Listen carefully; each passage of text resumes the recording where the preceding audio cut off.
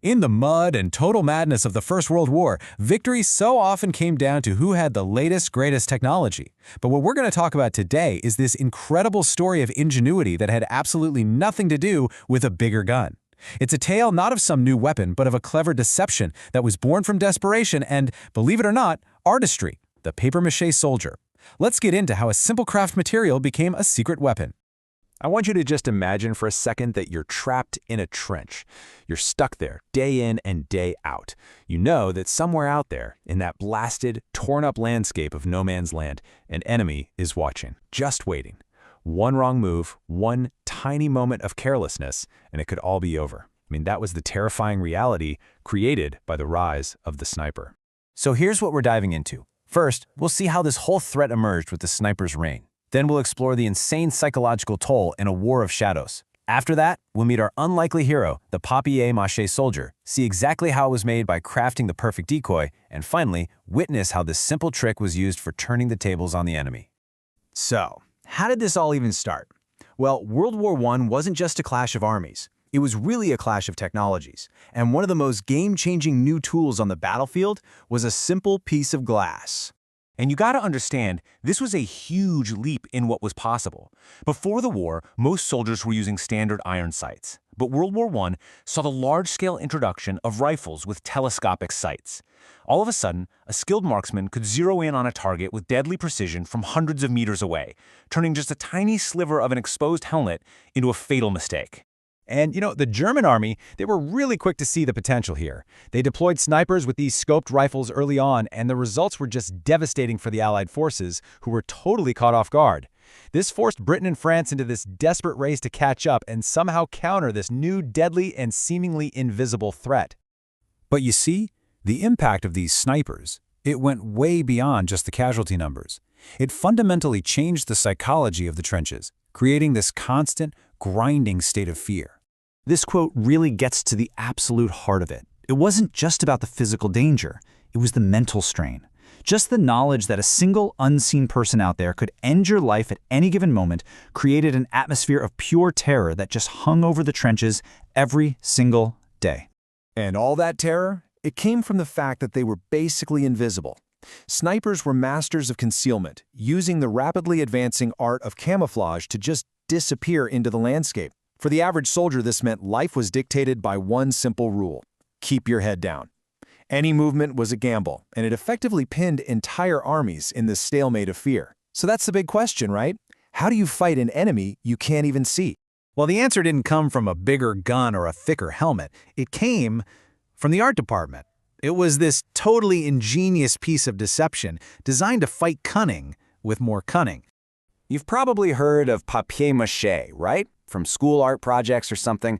Before the war, it was this cheap, popular material used for making things like dolls, carnival floats, decorations. I mean, it is literally the last thing you would ever expect to find on a battlefield. But it turns out it was absolutely perfect for the job. Why? Well, 3 simple reasons. First, it was incredibly cheap. We're talking just paper and glue. Second, it was super lightweight, which made it easy to carry around and use on the front lines. And third, it was fantastic for modeling. You could create really, really realistic decoys with it. Okay, this is where the story gets really fascinating, because making these decoys wasn't some factory job.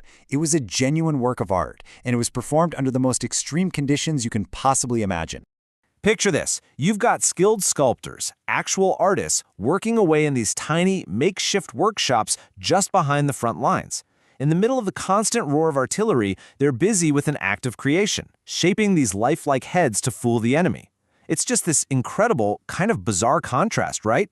In the level of detail here, it was just amazing. They sculpted a huge variety of different faces so the enemy wouldn't get suspicious. They painted them with incredible precision so they look real through a magnifying scope, even adding details like hair to make them authentic. But here's the real masterstroke, the smoking effect. They ran a simple rubber tube up to the mouth, put a real cigarette there, and someone in the trench could just blow through the tube. That little wisp of smoke would rise up, and you just made an absolutely irresistible target for a sniper looking for a quick kill. Okay, so the trap is set. A realistic-looking decoy is slowly, carefully raised above the trench. Now we get to see how this simple little trick completely flips the script and turns the hunter into the hunted. A sniper takes the bait. A bullet rips right through the papier-mâché head. The deception worked. But that's only step one. The real genius is what happens next. So what do you do now? How do you actually use that bullet hole to find an enemy who's completely hidden? Well, they had two pretty brilliant methods. The first one was just pure geometry. By carefully looking at the entry and exit holes on the dummy head, they could use triangulation to trace the bullet's path right back to the sniper's approximate location. The second way was, well, a lot more direct. They would carefully slide a periscope up inside the damaged head, using the bullet hole itself as a little peephole to scan the battlefield and hopefully spot the sniper's nest.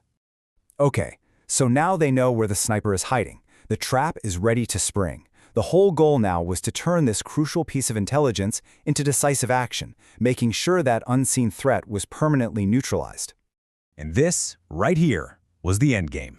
With the sniper's position marked, the Allies could respond with overwhelming force. They might call in a heavy artillery strike to just obliterate the position entirely, or their own counter-snipers would focus all their attention on that one area, waiting for the enemy to make another move. The trap was sprung. Threat neutralized.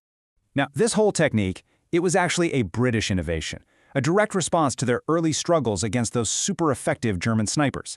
But of course, it was so simple and worked so well that the idea quickly spread. Pretty soon, dummy heads were being used by other armies all along the Western Front.